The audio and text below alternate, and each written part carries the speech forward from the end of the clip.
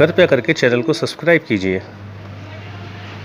कुछ युद्ध तलवारों से नहीं, मौन से लड़े जाते हैं, और मौन वह अस्त्र है जो केवल प्रकृति के हृदय से उपजता है। चरण 3, तंत्र साधना, रक्षा और ब्रह्मभेदन। स्थान अर्धरात्रि। आश्रम के एक अत्यंत गुप्त भाग में स्थित एक काले शिला मंडप में। वहां दीपक नहीं जलते, वहां केवल मंत्रों से प्रकाश उत्पन्न होता है। यूसेन एक त्रिभुजाकार यंत्र के बीच बैठा है, आंखें बंद, सांस नियंत्रित।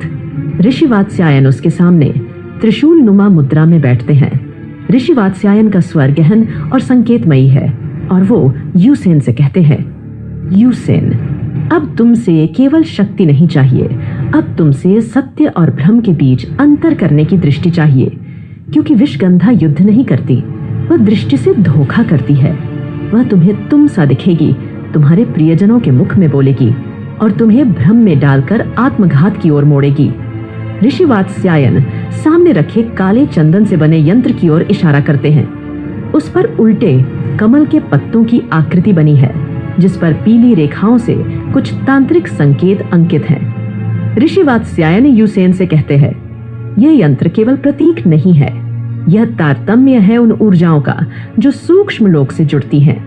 अब तुम इस तंत्र के माध्यम से अपने भीतर और बाहर के छाया लोक समझोगे। जैसे ही यूसेन गहरे ध्यान में प्रवेश करता है, उसकी दृष्टि के सामने अंधकार छा जाता है।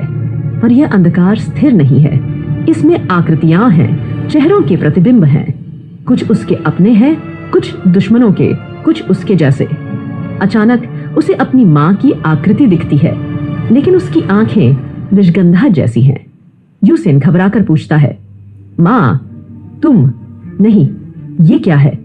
ऋषि वात्स्यायन आंखें बंद किए हुए उत्तर देते हैं, यही तंत्र की परीक्षा है।